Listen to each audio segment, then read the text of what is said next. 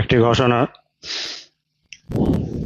ইনশাল্লাহ ফাতিহা 10 দান উপলক্ষে মিলাদ শরীফ পড়া হবে আগামী রবিবার 15ই সেপ্টেম্বর, রবিবার দিবাগত রাত 2টো থেকে ইনশাল্লাহ শুরু হবে।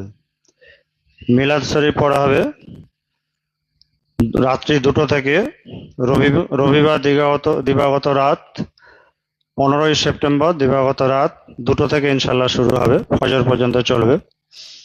এবং সকালে 16ই সেপ্টেম্বর সোমবার সকাল 10টা থেকে জোহর পর্যন্ত যেরকম মজলিস চলে সেরকম কোরআন ক্লাসের মজলিস হবে। অমলত মোবারক জিয়ারত আছে, উরসগুল আছে। বন্ধু বান্ধব আত্মীয় স্বজন সকলকে মেহরবানি করে দাওয়াত দিয়ে দেবেন।